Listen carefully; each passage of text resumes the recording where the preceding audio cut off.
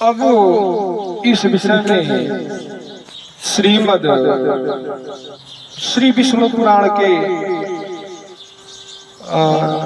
में कथा आती है कि एक बार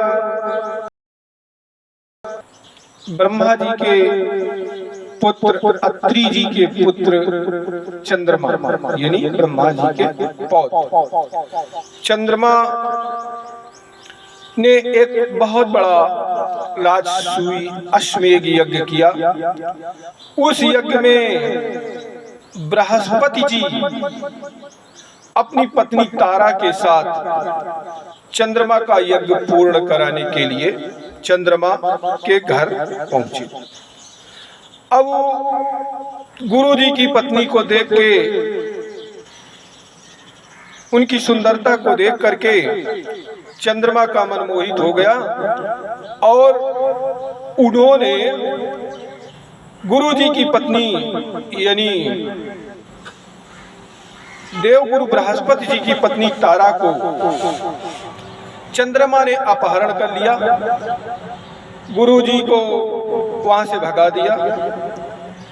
अब गुरु जी बड़ी चिंता में फंस गए कि ये तो बड़ा गलत हुआ, मैं इसके घर में यज्ञ कराने आया और यज्ञ भी का दक्षिणा भी नहीं मिला और उल्टा इसने मेरी पत्नी का अपहरण कर लिया। तो देवगुरु बृहस्पति जी इंद्र के पास पहुंचे और उनसे कहा कि चंद्रमा ने मेरी पत्नी का हरण कर लिया है, आप मेरी पत्नी को दिलवा दीजिए। अब इधर इंद्र ने अपनी गुरु की पत्नी को छुड़वाने के लिए अपनी सेना सजा करके चंद्रमा पर आक्रमण कर दिया। तो चंद्रमा भी राजा था, उसने भी अपनी सेना सजा करके इंद्र की सेना का मुकाबला किया। अब इधर ये खबर असुरों तक पहुंची कि चंद्रमा और देवताओं में युद्ध हो रहा है। तो असुरों ने देवगुरु शुक्राचार्य जी के साथ चंद्रमा का साथ दिया।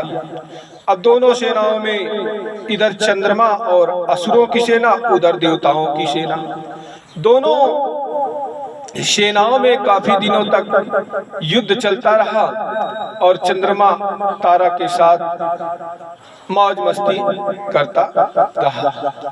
बड़ा खून खराबा हुआ। महीना, 2 महीना, 3 महीना, 4 महीना, 5, 6, 7, 8, 9 महीना बीत गए। इधर चंद्रमा के द्वारा देव पत्नी, देवगुरु की बृहस्पति जी की पत्नी तारा गर्भवती हो गई। अब जब तारा गर्भवती हो गई तो ब्रह्मा भगवान ने दोनों के बुलाया और समझौता कराया। बोले देखो चंद्रमा तू मेरा पौत्र है, ये गलत कर रहा है। देवगुरु बृहस्पति जी की पत्नी है, उनकी पत्नी लौटा दे। तो चंद्रमा कहने लगा भगवान बाबा, हम कोई इनकी पत्नी कैद थोड़ी किए हुए हैं। अगर इनकी पत्नी इनके साथ जाना चाहे तो चली जाए।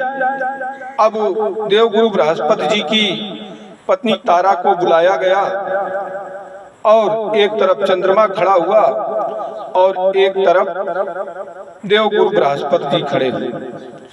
और चंद्रमा और ब्रह्मा जी ने तारा से पूछा कि बोल तारा तू किसके साथ रहना चाहती है। तो तारा ने मुंह लटका करके देवगुरु बृहस्पति जी की तरफ इशारा किया। ब्रह्मा जी कहने लगे कि देखो फैसला हो गया, चंद्रमा तू अपने घर जा और देवगुरु जी बृहस्पति जी तुम अपनी पत्नी को लेकर अपने घर जा। अब युद्ध बंद हो गया। देवगुरु बृहस्पति जी अपनी पत्नी को लेकर के चले तो रास्ते में देखा वो गर्भवती थी। तो उन्होंने कहा कि अरे दुष्टे, तूने चंद्रमा के साथ अपना जीवन कलंकित किया है, लेकिन मुझे कामना है और कामनाओं के वशीभूत, काम के वशीभूत होकर के मैं तुझे रखना चाहता हूँ, लेकिन ये गर्भ को तू नष्ट कर दे तभी मेरे साथ चल सकती है। चंद्रमा ने इस प्रकार चंद्रमा के द्वारा स्थापित वह गर्भ तारा ने एक झाड़ी के पीछे जाकर के स्खलित कर दिया, गर्भ गिरा दिया। उससे जो बच्चा उत्पन्न हुआ उसने समस्त देवताओं का तेज हरण कर लिया। उसके सामने समस्त देवता फीके पड़ गए। अब बृहस्पति जी कहने लगे कि ये मेरा पुत्र है, और चंद्रमा कहने लगा कि ये मेरा पुत्र है।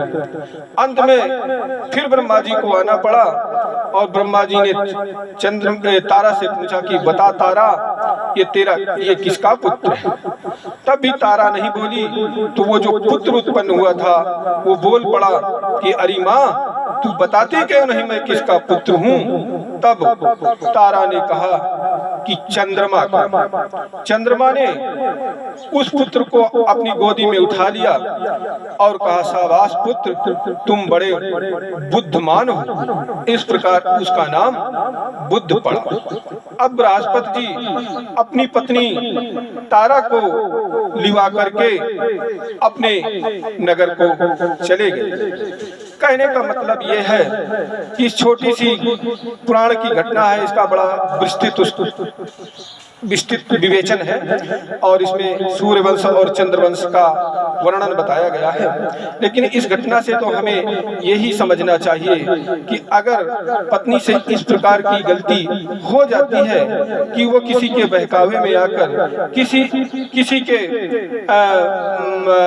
प्रलोभन में आकर के अपने पति का साथ छोड़ देती है, तो पति को चाहिए कि अगर पुनः वो पश्चाताप की अग्नि में जल करके पति के साथ रहने के लिए तैयार होती है, तो पति फिर उसमें अपनी मर्यादा, अपनी सामाजिक प्रतिष्ठा इत्यादि का यदि वास्ता दे करके उसको रखने से मना करता है, तो इससे सामाजिक व्यवस्थाएं बिगड़ती हैं। हमारे पास वकालत में न जाने कितने केस आए।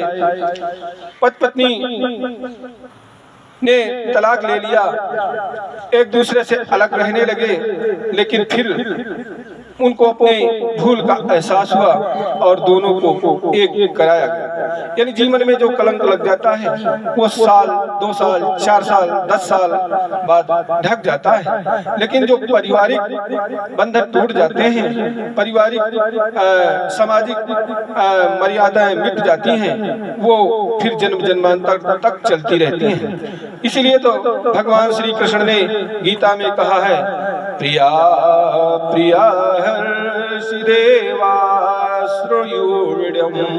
जैसे प्रियतमा, जैसे पति अपनी प्रियतमा पत्नी के अपराधों को क्षमा करते हैं, उसी मित्र के अपराधों को क्षमा करते हैं, उसी प्रकार हे देव आप हमारे अपराधों को क्षमा करने में शाक्य हैं। कहने का मतलब इसमें बहुत कुछ है और प्रवचन में समय अभाव रहता है। कहने का मतलब यह है कि सामाजिक बंधनों में बंधा हुआ इंसान है, और